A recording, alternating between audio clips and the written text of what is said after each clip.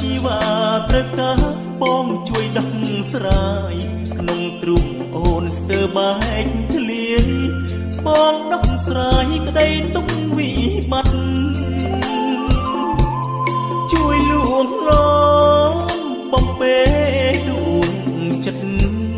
មិនចង់ឃើញទឹកភ្នែករួមរឹក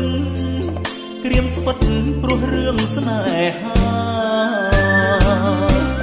ទីប្រឹក្សាស្នេហាបងនៅក្បែររូបកាយអូនដឹងថាក្នុងចិត្តមានស្ងួនទុករូបបងជាជនប្រឹក្សាសោចសប្បាយអោបថាបសុខសាមើងងាយបងជន់អាណាថាឈឺផ្សាអូនរកបងតើប្រុសណាជាទីប្រឹក្សាដូចខ្ញុំ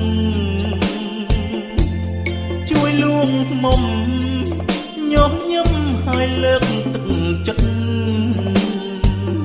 ជាបាបេះដូងនួនល្អប្រឹងធ្វើបាបចិត្ត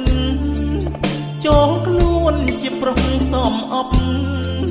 ទ្រាំអត់ស្អំដួងចិត្តអូនត្រូវការប្រុសរៀបរាជួយគ្រៀងបំពេស្នេហ៍ពេលដែលអូនឈឺចាប់អត់លហើយ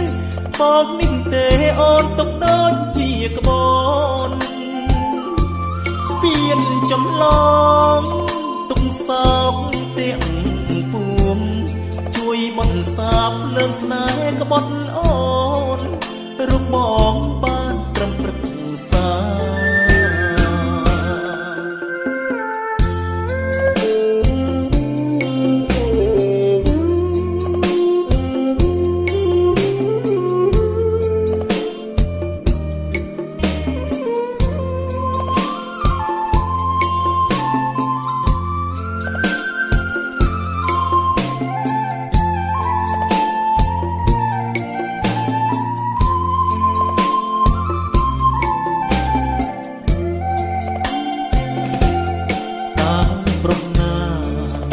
ជាទី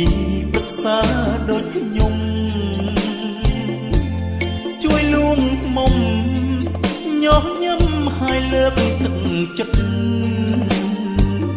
ជាបាបេះដូងនួនល្អប្រឹងធ្វើបាបចិត្ត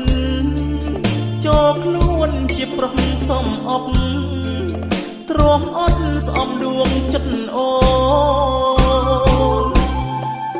នត្រូវការប្រុសរៀបរាជួយច្រៀងបំពេស្នេហ៍ពេលដែលអូនឈឺចាប់អត់លហើយ